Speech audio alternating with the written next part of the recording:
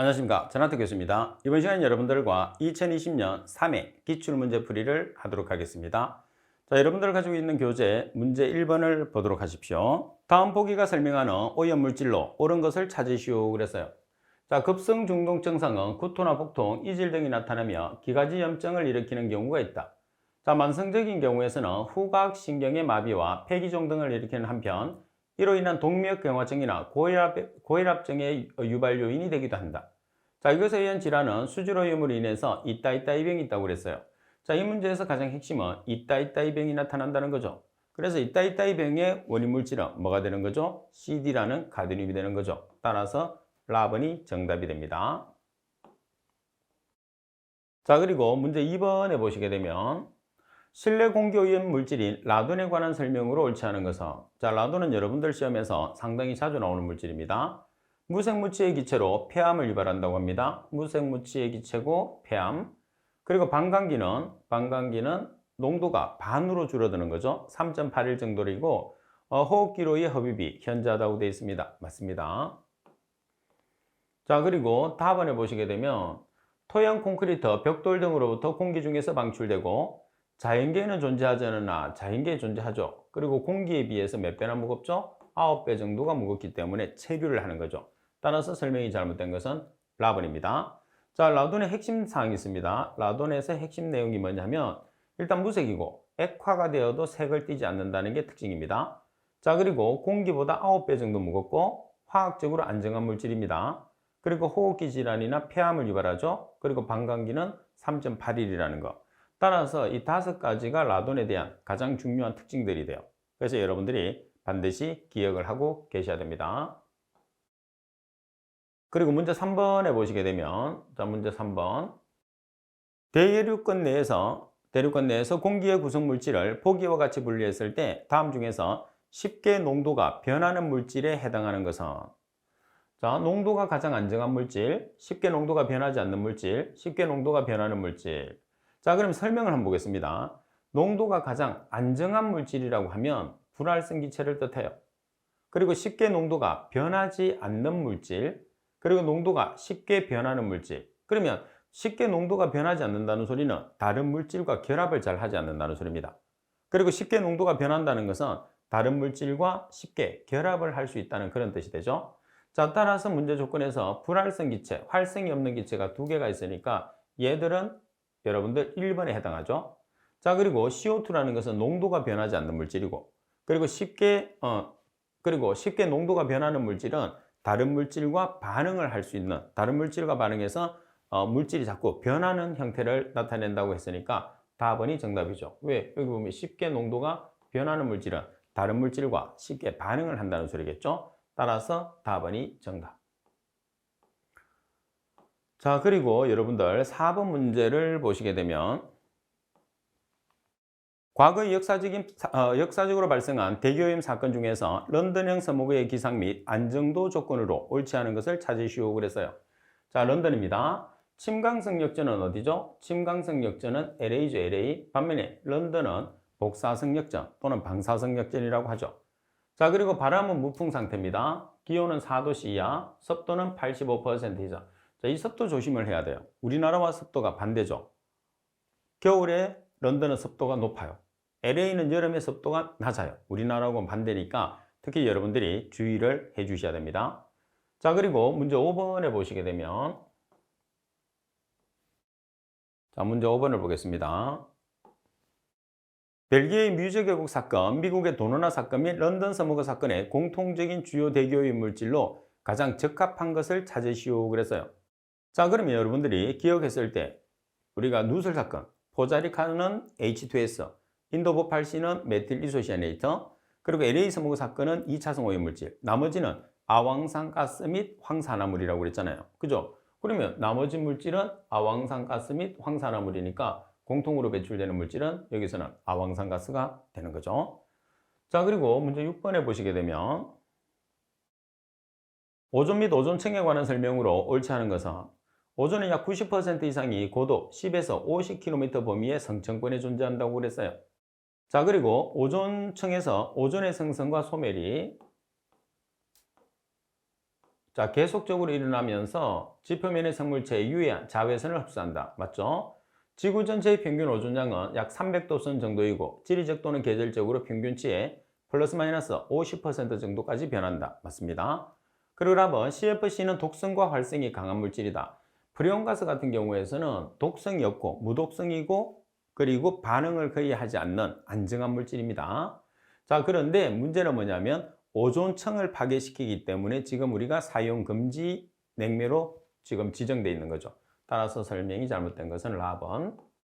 그리고 문제 7번을 보겠습니다. 자, 문제 7번을 보시게 되면 유효굴중 높이 60m에서 SO2가 98만 미터 이상 성포대의 1200ppm으로 배출되고 있다. 최고 지표 농도 ppb로 계산하시오 그랬어요. 스테레오 확산식을 사용하고 풍속은 6m/s, 그리고 KY 0.15, KG는 0.18입니다. 자, Cmax라는 공식 알고 있잖아요. 그죠? 자, Cmax라는 최대 지표 농도는 EQ 나누기 파이UH의 제곱 KG 나누기 KY예요. 자, 여기서 Q라는 것은 가스량, U는 풍속, H는 유효굴중 높이, KG는 수직 방향의 표준 확산 계수, KY는 수평 방향의 확산 계수가 되는 거죠. 자, 그러면 대입을 하시게 되면 Q라는 값은 98만 미터의 삼성퍼데이 곱하기 1200ppm이에요.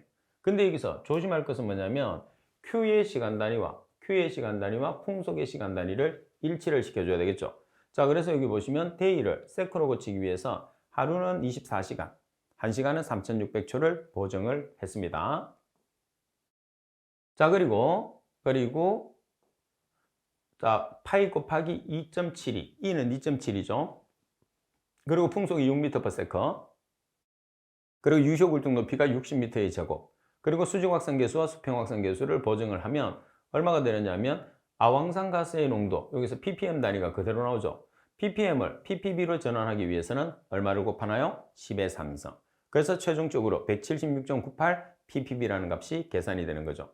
그래서 여러분들이 공식을 암기를 한 다음에 Q와 풍속유의 시간 단위를 일치를 시켜야 된다는 것만 기억하고 있으면 문제를 쉽게 풀 수가 있습니다.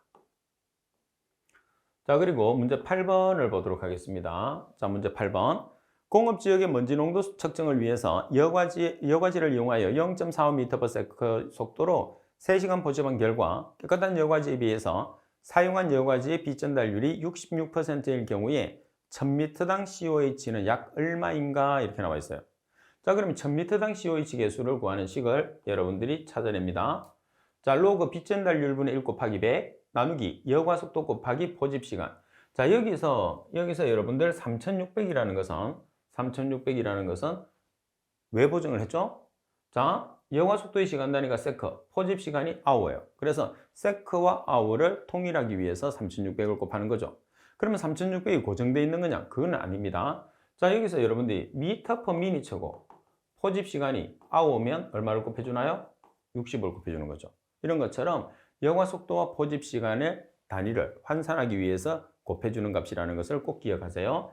자, 그리고 지금은 1000m당의 COH를 계수를 계산하는 거죠. 그래서 곱하기 1000m 이렇게 나와 있는 거예요. 자, 대입합니다. 로그 빗전달률이 얼마죠? 66%니까 0.66분의 1 곱하기 100 나누기, 자, 여과속도가 0.45m/s, 여과시간이 3시간, 그래서 3600을 곱해줬습니다. 그리고 최종적으로 1000m에 해당하는 값을 계산하라고 그러죠. 따라서 3.71이라는 COH 값이 나오게 되는 거죠. 자, 그리고 문제 9번을 한번 보겠습니다. 자, 문제 9번에 보시게 되면 다음 중에서 지구온난화의 주 원인 물질과 가장 적합하게 짝지어진 것은, 자, 우리가 지구온난화 물질에서 가장 대표적인 게 뭐죠? CO2입니다. 그 다음 CO2하고 항상 한 쌍으로 다니는 것이 뭐죠? 여러 가지가 있겠지만은 여기서는 CH4, 그 양이 많기 때문에, 그래서 여기서 여러분들은 CH4와 CO2를 찾으시면 되겠죠. 그러니까 지구온난화 가스 두 가지를 찾는다고 생각하시면 됩니다. 여기서는 팁에 보면은 지구온난화 물질 있죠. 자, 그리고 10번 다음 중에서 아황산 가스에 대한 저항력이 가장 강한 식물을 찾으시오 그랬어요. 자, 아황산 가스의 가장 강한 식물은 뭐가 있을까요? 자, 풀이에도 있는 것처럼 일단 답만 먼저 체크해 보겠습니다. 옥수수가 옥수수죠. 저항력이 가장 강한 식물이라는 것은 말 그대로 강한 식물이라는 뜻이겠죠. 자, 그러면 풀이로 한번 가보겠습니다.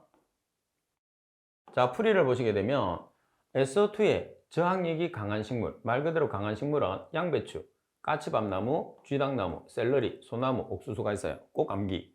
자, 그리고 지표식물 또는 약한 식물은 대맥, 담배, 자주개나리, 목화보리, 꼭 암기. 그래서 이 두 가지는 여러분들 시험에서 꼭 출제가 됩니다. 그래서 꼭 암기를 해야 되는 아주 중요한 내용이 되는 거죠. 그리고 11번 문제를 보겠습니다. 자, 11번 문제를 보시게 되면 다음 각 대기오염 물질의 영양에 관한 설명으로 옳지 않은 것은 갑은 오존은 DNA나 RNA에 작용해서 유전인자 변화를 일으키며 염색체 이상이나 적혈구 노화를 가져온다. 맞습니다. 자, 그리고 반아주면 인체에 콜레스테롤, 인지전 및 지방분해 합성을 저해하거나 다른 영양물질의 대사장애를 일으키기도 한다. 맞죠? 다음은 유기수원은 무기수원과 달리 창자로부터 배출은 적고 주로 신장으로 배출되며 혈압 강화가 주된 증상이라고 그랬어요. 자, 유기수원 같은 경우에서는 호흡기와 피부를 통해서 인체로 흡수가 되잖아요. 그죠? 반면에 신체의 신경계통에 피해를 주는 것이 특징입니다. 그래서 답은 정답.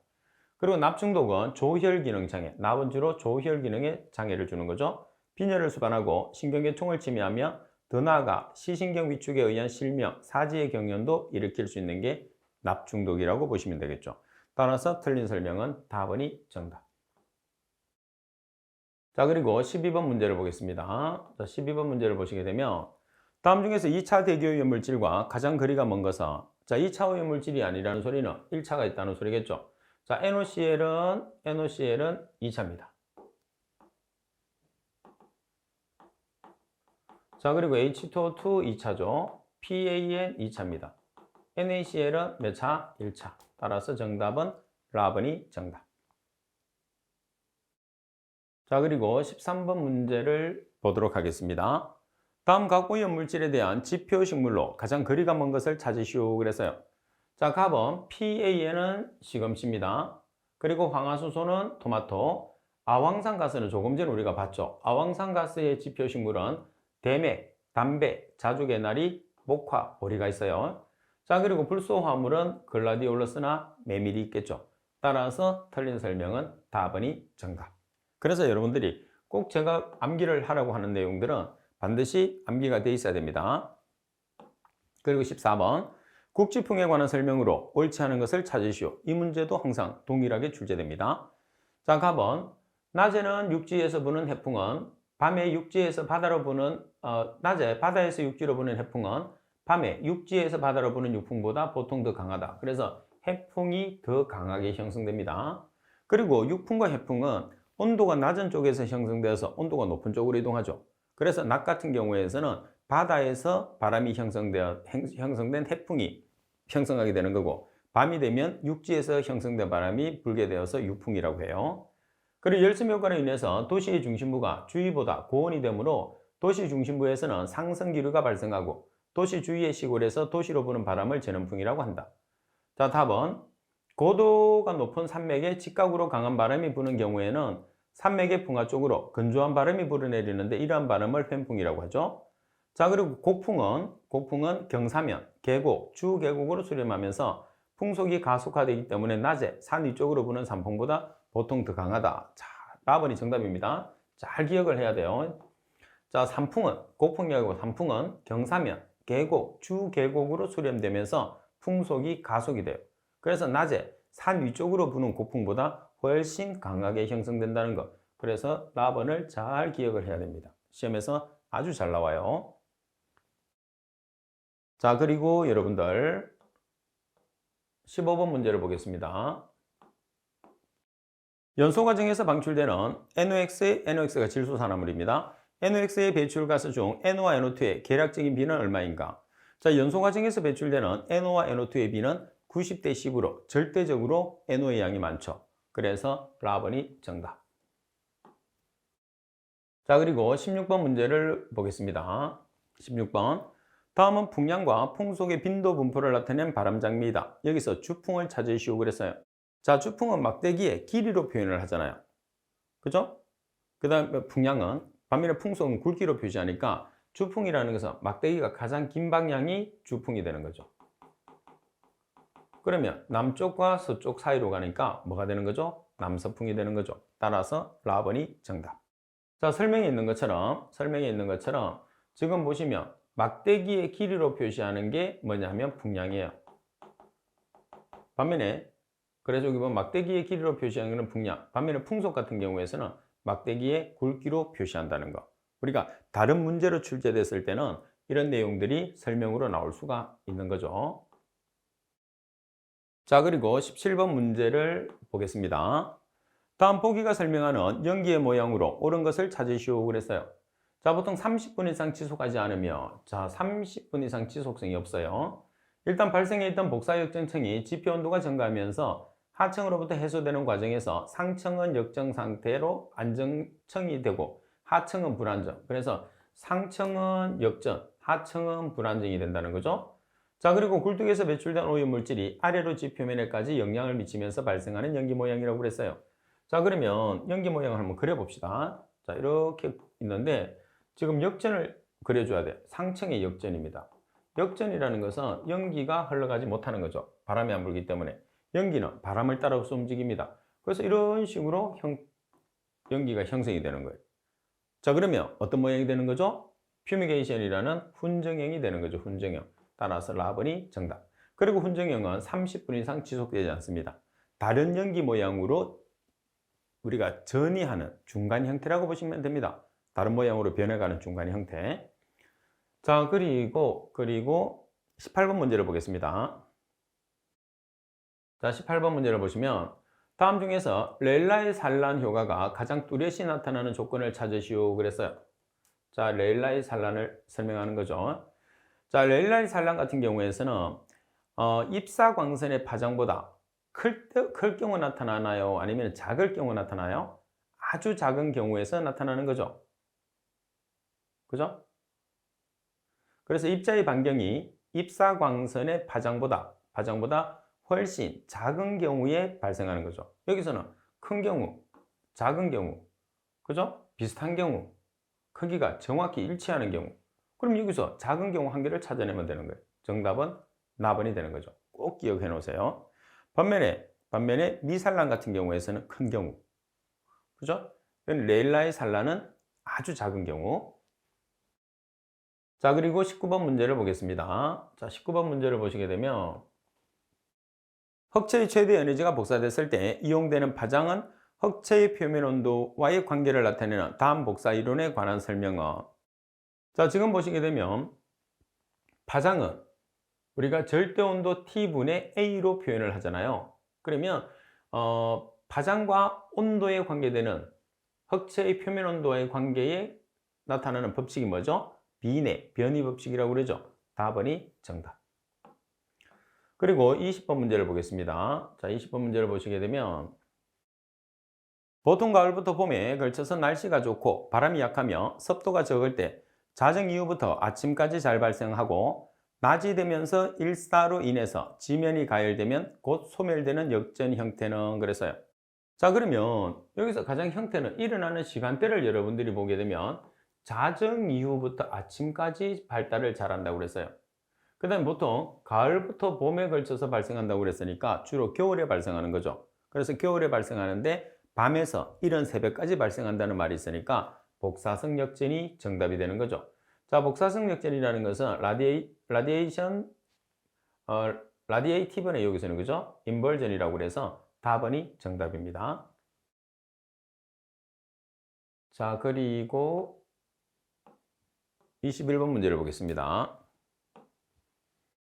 다음은 환경 대기 중 옥시단트 측정 방법 중성 아이오딘이나 포타슘 방법의 적용 범위다. 갈로에서 가장 적합한 것을 찾으시오 그랬어요. 자, 내용을 먼저 여러분들이 보시게 되면 자, 이 방법은 오존으로서 갈로 범위에 있는 전체 옥시단트를 측정하는 데 사용되며 산화성 물질이나 환원성 물질이 결과에 영향을 미치므로 오존만을 측정하는 방법은 아니다 그랬어요. 자, 여기 들어가는 범위가 뭐가 되는 거죠? 0.01에서 10 마이크로몰 퍼 몰이 되니까 답번이 정답이 됩니다. 자, 그리고 22번 문제를 보겠습니다.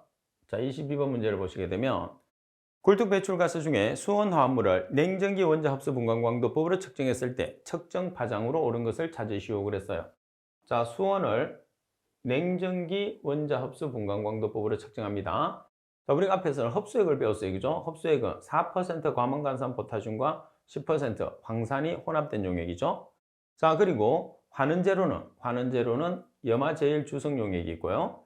그리고 측정 파장은 253.7나노미터, 정량 범위는 0.0005에서 0.0075mg/m2 방부 검출 한계는 0.0002mg/m2 삼성이 있습니다. 따라서 측정 파장으로 알맞은 것은 253.7나노미터가 되니까 나번이 정답.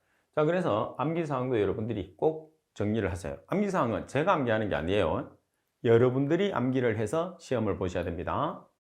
자, 그리고 23번에 보시게 되면, 자, 23번 문제. 비분산 적외선 분광분석법에 관한 설명으로 옳지 않은 것은, 자, 답은 광원은 원칙적으로 중공 은글 램프를 사용하며 감도를 높이기 위해서 텅스텐 램프를 사용한다고 그랬어요. 중공 은글 램프는 어디서 사용하는 거죠? 원자 흡수 분광광도법. 그리고 텅스텐 램프는 어디서 사용하는 거죠? 자외선 가해선 분광법. 지금은 어떤 방법이죠? 비분산 적외선 분광분석법. 그러면 가번이 틀렸죠. 자, 그리고 대기 및 굴뚝 배출가스 중에 오염물질을 연속적으로 측정하는 비분산 정필터형의 적외선 가스 분석계를 대해서 적용한다. 답은 선택형 검출기를 이용해서 시료 중의 특정 성분에 의한 적외선의 흡수량 변화를 측정하여 시료 중 들어있는 특정 성분의 농도를 측정한다. 그래서 적외선의 흡수량 변화를 측정합니다. 답은 광학 필터는 시료 중의 간섭 물질 가스의 흡수 파장력에 적외선을 흡수 제거하기 위해서 사용하며 가스 필터와 고체 필터가 있어요. 얘들은 단독으로 써도 되고 조합을 해서 써도 돼요. 그래서 이 라번도 잘 기억을 해야 됩니다. 시험에서 오답으로 잘 나와요. 자, 그 다음에 카본 같은 경우에서는 우리가 광운으로 주로 쓰는 거는 니크로민선이나 탄화규소의 저항체의 전류를 헐려 가열한 것을 주로 사용하게 되니까 가번이 정답이 됩니다. 자, 그리고 24번 문제를 보시게 되면, 자, 24번. 단면의 모양이 사각형인 어느 연도를 6개의 등면적으로 구별해서 각 측정점에서 유속과 굴뚝 건조 배출가스 중에 먼지 농도를 수동식으로 측정한 결과 다음과 같았다. 이때 전체 단면의 평균 먼지 농도를 g/s 삼성으로 계산하시오 돼 있어요. 그러면 먼지 농도와 유속이 나와 있잖아요. 그러면 각 측정점에서 먼지 농도와 유속을 다 곱해요. 곱한 다음에 우리가 계산하는 건 뭐를 계산하죠? 먼지 농도를 계산하니까 유속의 합으로 나눠주시면 돼요. 자, 먼지 농도 곱하기 유속을 다 곱하고 더하고 해서 유속의 합으로 나눠주면 평균 먼지 농도. 다시 말해서 0.48 곱하기 8.2, 0.45 곱하기 7.8, 플러스 0.51 곱하기 8.4, 플러스 0.47 곱하기 8.0, 플러스 0.45 곱하기 8.0, 플러스 0.46 곱하기 7.9, 나누기 8.2 플러스 7.8 플러스 8.4 플러스 8.0 플러스 8.0 플러스 7.9 따라서 계산을 하시게 되면 얼마가 나오느냐면 0.47g/s 삼성이라는 값이 나오게 되는 거죠. 자, 그리고 25번 문제를 보겠습니다. 자, 25번 문제를 보시게 되면 대교용 공정시험 기준상 시약, 표준물질, 표준용액에 관한 설명으로 옳지 않은 것은, 자, 답은 시험에 사용하는 표준물질은 원칙적으로 특급 시약을 사용한다. 맞습니다. 답은 표준용액을 조제하기 위한 표준용 시약은 따로 규정이 없는 한 대시게이트에 보존된 것을 사용한다. 답은 시험 시약 중에서 따로 규정이 없고 단순히 질산으로 표시했을 때는 그 비중은 약 1.83, 농도는 60.0에서 62.0% 이상의 것을 뜻한다. 답은 표준품을 제출했을 때 표준액이 정수로 기재되어 있는 경우에는 실험자가 환산해서 기재한 수치에 약자를 붙여서 사용할 수 있나요, 없나요? 사용할 수 있습니다. 따라서 정답은 4번이 정답. 자, 그리고 26번 문제를 보겠습니다. 자, 26번 문제를 보시게 되면 굴뚝 배출가스 중에 먼지를 연속적으로 자동 측정하는 방법에서 사용하는 용어의 의미로 옳지 않은 것을 찾으시오 그랬어요. 자, 검출 한계는 제로 드리프트의 5배에 해당하는 지시치가 갖는 교정용 입자의 먼지 농도를 말한다고 그랬어요. 자, 여기서는 몇 배에 해당하는 값이죠? 자, 제로 드리프트의 드래프트의 2배에 해당하는 지시체가 갖는 교정용 입자의 먼지 농도를 교정한다고 돼야 되겠죠. 따라서 5배가 아니고 2배. 2배. 가번이 정답. 자, 그리고 나번에 보시게 되면 균일계 단분산 입자는 입자의 크기가 모두 같은 것으로 간주할 수 있는 시험용 입자로서 실험실에서 만들어진다.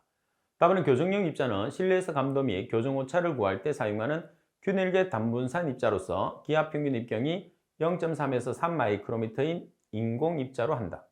답은 응답 시간은 표준 교정판을 끼우고 측정을 시작했을 때 그 보정치의 95%에 해당하는 지시치를 나타낼 때까지 걸리는 시간을 말한다.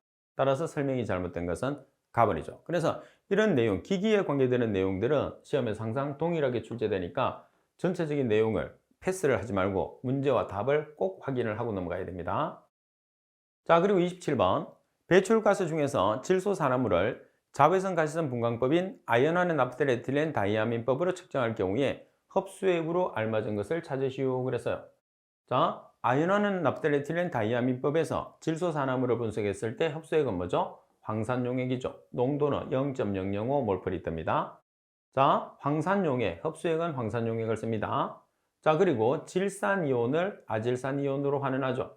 여기서 질산이온은 NO3-, 아질산이온은 NO2-, 산소 관계 없어졌죠. 그래서 환원입니다. 그때 사용하는 것은 아연 분말이죠. 금속 아연 분말. 자, 그리고 오존 발생 장치는 부피 분율로 1% 정도의 오존 농도를 얻을 수 있는 것.